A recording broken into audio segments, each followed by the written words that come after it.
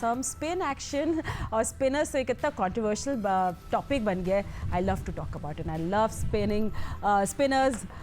UAE pitches में क्या होगा इस पे बात करेंगे. राशिद भाई थोड़ा सा अब्रार अहमद की भी बात कर ले. 37 इनिंग्स में ये सिंस 2024 है. Please do not that. Wickets उनकी 51 है. Economy rate 7.8. फिर सुफियान मुकीम 14 इनिंग्स में 21 विकेट्स. एंड दीज फिर बाकी आपके पार्ट टाइम स्पिनर्स आते हैं. साइम अयूब ने रिसेंटली बड़ी ज़बरदस्त बॉलिंग भी कराई थी. अच्छा, स्पिनर्स पे हम लोग बात करें. नवाज़ और अब्रार की भी हम बात करें. राशिद भाई, नवाज़ का T20 इकॉनमी जो मैं देख रही हूँ 7.6 7.9 जो है. स्ट्राइक रेट थोड़ा उनका वीक है. 25 बॉल्स पर विकेट. फिर इब्रार ने का भी हमें बात करनी है. आई मीन आप ये कॉम्बिनेशन क्या देख रहे हैं? ठीक है, नवाज़ तो नहीं होगा. नवाज का ये कि बहुत तेजी से नीचे की तरफ आए लास्ट 2-3 ईयर्स में. अगर हम देखते हैं ये मेन बॉलर पाकिस्तान के थे. इमाद वसीम भी नहीं खेलते थे, शादाब भी नहीं होते, तो इनको प्रेफर किया जाता था. इनको इंजरी नहीं होती थी. लेकिन उसके बाद से ये नीचे की तरफ आ गए. कराची टीम में 2 साल पहले प्लेटिनियम में थे. अभी सिल्वर पे इस्लामाबाद यूनाइटेड. फिर कनेक्शन इस्लामाबाद यूनाइटेड का खुद ब खुद ही आ जाता है. तो ये वहां से बिलोंग करते हैं. परफॉर्मेंस अच्छी नहीं है. मैं थोड़ा सा इनको मार्जिन दे देता हूँ क्योंकि आखिरी ओवर इंडिया के खिलाफ 22 के वर्ल्ड कप में इनको कराया गया था, वो ज्यादा थी. तो उसके बाद से इनकी परफॉर्मेंस नीचे आई थी. जहाँ पे स्पेशलिस्ट बॉलर हो वहां पे फिर पार्ट टाइम बॉलर या जो बॉलर होते हैं उनको कम यूज किया जाता है. हमारे यहाँ स्पेशलिस्ट स्पिनर को यूज नहीं किया जाता. या तो अबरार खेलते हुए नजर आए होंगे आपको, या सुफियान मुकीम खेलते हुए नजर आएंगे. दोनों को साथ शायद ही कुछ मैचेस शायद जिम्बाब्वे में खेले या कहीं पे खेले होंगे. वो इनको हमने खेलते हुए देखा नहीं. बाकी नीचे 4 साइम अयूब जिस दिन पिटेंगे तो बहुत ही पिटेंगे. जिस दिन आउट करेंगे तो करेंगे, लेकिन इन पर बिलीव नहीं कर सकते आप. हम हफीज पे कर सकते थे. हफीज 4 ओवर कर लेता था, हालांकि छठा बॉलर होता था. ये छठे बॉलर है नीचे तारे. हारिस ये आपने वो लगा दी, स्पिनर्स का लगा दीजिएगा जरा. तो सुफियान मुकीम हो गए, अबरार, ये 2 स्पेशलिस्ट हो गए. नीचे चारों जो है सलमान अली आगा हो गए, साइम अयूब हो गए, नवाज हो गए, और एक और स्पिनर थे, वो है पार्ट टाइम बॉलर है. तो वो कभी कभार तो अच्छी बॉलिंग करेंगे. स्पेशली सेकंड इनिंग में शायद मुश्किल हो जाए उनको. पहली इनिंग में अपना वक्त निकाल लेंगे. लेकिन स्पेशली से जाना चाहिए, चाहे अफगानिस्तान के खिलाफ हो, यूएई या एशिया कप में. यहाँ तो बनती ही स्पेशलिस्ट स्पिनर है. जिस तरह अफगानिस्तान जाएगा, राजस्थान उनका स्पेशलिस्ट है. ठीक है, उनके पास गजनफर उनका स्पेशलिस्ट स्पिनर है. हाँ, नबी उनका ऑलराउंडर है, लेकिन उसका एक्सपीरियंस बहुत ज्यादा है. नूर अहमद उनका स्पेशलिस्ट स्पिनर है. अगर 4 से जाएंगे और हम 1 से जाएंगे तो हम मैच से जाने से पहले ही अंडर प्रेशर हो जाएंगे. 20 रन का मार्जिन हम दे के चलेंगे जब मैच स्टार्ट होगा. इसलिए स्पेशलिस्ट स्पिनर बहुत जरूरी है सब कॉन्टिनेंट में. जो टीम नहीं खिलाती, स्पेशली हम ये गलतियां कर रहे हैं. हमें ये गलतियां नहीं करनी चाहिए. अभी अब हम जो देख रहे थे मिडिल ओवर्स में, तो सुफियान मुकीम का मैं देख रही थी. मिडिल ओवर्स का इकॉनमी रेट सिर्फ 6.6 है. क्या I mean, and I can see कि वो एक मोहम्मद नवाज़ के ऑल्टरनेट बन रहे हैं. आई मीन अच्छे ऑल्टरनेट हो गए जो अभी हम देख रहे थे नंबर्स ऑन द स्क्रीन. तो फिर सुफियान मुकीम का अब एशिया कप में डेब्यू होगा. लेफ्ट आर्म स्पिनर है राशिद भाई. तो यूएई के पिचेस में क्या हम 3 स्पिनर स्ट्रैटेजी से जाएंगे या आपको एक लग्जरी लग रही है? बिकॉज तीनों डिफरेंट पिचेस हैं. ठीक है, तीनों मतलब कि आप कह सकते हैं कि शारजा टोटली डिफरेंट पिच है वहाँ पे, और दुबई डिफरेंट है, और अबू धाबी डिफरेंट है. तो तीनों पे अलग अलग टीम खेलती है, स्पेशली बॉलिंग. और शारजा में स्पिनिंग ज्यादातर स्पिनर्स को मदद करती है, वो हिस्ट्री है उसकी. तो वहाँ पे ये तो दोनों खेलते हैं साथ में. हमारे पास जितने भी बैटिंग है वो बॉलिंग कर सकते हैं. हम लोग बहुत ज्यादा बैटिंग बढ़ाने के उसमें बॉलिंग कम कर देते हैं, जिसमें बॉलिंग भी कौन सी कम करते हैं, स्पिन बॉलिंग कम कर देते हैं कि हमारे बैटर्स तो बॉलिंग कर लेंगे. यहाँ पे कहीं भूल चूक हो रही है. इस पर ध्यान देना चाहिए, स्ट्रेटेजी प्लान करनी चाहिए. माइक हैसन को, उनके पास टीम जो है उनको करनी चाहिए कि किन पिचेस पे, किस वेन्यू पे कौन से बॉलर ज्यादा कारआमद हो सकते हैं. उस लिहाज से देखेंगे तो जो हमें और आप चाह रहे हैं या पब्लिक चाह रही है, वैसे ही टीम बनेगी. अगर इन्होंने अपना दिमाग का इस्तेमाल कर लिया ना, फिर अल्लाह ही खैर है। बिल्कुल। आई मीन लास्ट ब्रेक पे हम लोग सेगमेंट में ज़रूर ये भी सवाल पूछेंगे जो what fans want to know about, तो वो हम ज़रूर आगे जाके पूछेंगे, बट हम बैटिंग में मूव ऑन कर लेते हैं and let's have a look at batters. I think सबसे पहले तो मैं आपसे फ़खर जमान का ही पूछ लेती हूँ। आई मीन वो एक हैमस्ट्रिंग इंजरी के बाद आए हैं वापस। राशिद भाई, आई मीन उनका क्या है? फ़खर अभी भी पाकिस्तान के पावर हिटर तो है ये अब, बट जस्ट इनकन्सिस्टेंट, और ये दिल टूटता है देख के, एंड इंजरी प्रोन बहुत है। फखर का सबसे ज्यादा मसला इंजरी का है और वो पूरी सीरीज खेल नहीं पा रहे हैं। अगर आप देखते हैं चैंपियन ट्रॉफी में बड़ी मुश्किल से आए थे। पहले तो उन्होंने एक बयान दे दिया था जो कमेटी में था, उसकी वजह से उनको बाहर कर दिया, उनको ऑस्ट्रेलिया नहीं भेजा, उनको जिम्बाब्वे नहीं भेजा और उनको साउथ अफ्रीका नहीं भेजा। चैंपियन ट्रॉफी में डायरेक्ट आते हैं, अनफिट हो जाते हैं, फील्डिंग करते थे और वो एक मैच काउंट हो गया उनका। उसके बाद शायद बांग्लादेश के खिलाफ एक आध मैच खेला, फिर उसके बाद बांग्लादेश में 2 मैच खेला, अभी वेस्ट इंडीज में 1 मैच खेला।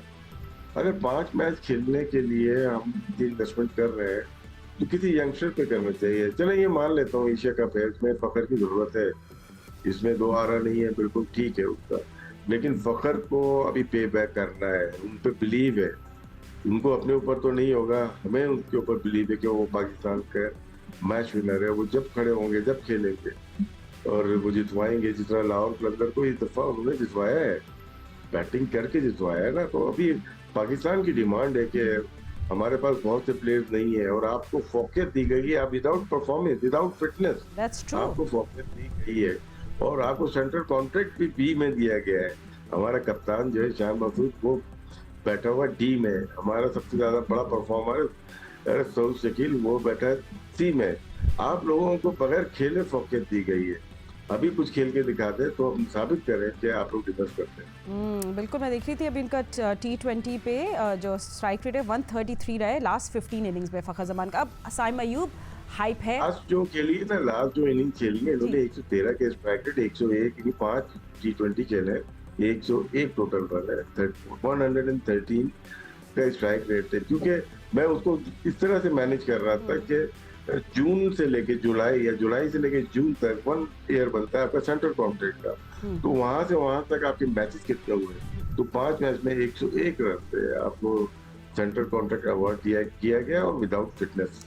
बिल्कुल। अब साइम अयूब की बात कर लेते हैं। देखिए हाइप तो उनकी बहुत है, नंबर्स अब देख लेते हैं। लास्ट टाइम जो आखिरी 10 T20s में मैंने देखा है और साइम का स्ट्राइक रेट भी 142 रहा है। ऑफ कोर्स फिर उनकी इंजरी है और सब कुछ भी, लेकिन एवरेज सिर्फ 19। तो क्या ये, मुझे सबसे बड़ा सवाल है as a fan, as someone who loves cricket, क्या साइम जो है वो एक एशिया कप जैसा प्रेशर जो टूर्नामेंट में होता है वो हैंडल कर पाएंगे या नहीं? I think that's a big question. Utility player है, पहले ये गुड बैट्समैन था, अभी यूटिलिटी प्लेयर हो गया। 2 डिफरेंट है। बॉलिंग के ऊपर बॉलिंग अच्छी करते हैं ये लेकिन डाइवर्ट होगी परफॉर्मेंस, कभी बॉलिंग करेंगे तो कभी बैटिंग करेंगे। हमें शायद इनकी बैटिंग की ज्यादा जरूरत है और बैटिंग ये डिवाइड कर दिया है अपनी। और जब 4 ओवर कर लेते हैं ना आप T20 में, पहली बैटिंग में, पहली फील्डिंग में, तो फिर आप और डाइवर्ट हो जाते हैं। एज ए विकेट कीपर मैं अपने आप को अगर देखता हूँ, फर्क होता है कि आप ड्यूल रोल हो टीम के अंदर और आप वैसे ना हो जैसा हम लोग तो समझ रहे हैं। बड़ा ग्रेट बॉलर है और ग्रेट बैट्समैन है, अपनी जो साख में बनाई थी वो हल्के हल्के खोते जा रहे हैं। लेकिन ये अच्छा मौका है, मासेस में लोग देखते हैं वर्ल्ड कप, एशिया कप, तो यहाँ पे अगर परफॉर्म करेंगे दोबारा अपनी खोई हुई साख वापस लेके आ सकते हैं। बिल्कुल, देयर चांस है, फुल चांस है उनके पास हीरो बनने का। बट क्या मोहम्मद हारिस के पास भी चांस है टू बिकम ए हीरो? उनके नंबर्स भी देखते लेते हैं राशिद भाई। मोहम्मद हारिस एक एग्रेसिव बैटर है। उनका बाउंड्री परसेंटेज में देख रही थी, ये तो 22 है, लेटेस्ट 24% है, एक वर्ल्ड स्टैंडर्ड से नीचे है थोड़ा सा। तो क्या उनकी अप्रोच जो मिडिल ओवर्स में है ये इफेक्टिव होगी, या आपको लगता है फिर भी एक एंकर टाइप प्लेयर की कमी हमें महसूस होगी इस पूरे सीरीज में या दोनों टूर्नामेंट्स में?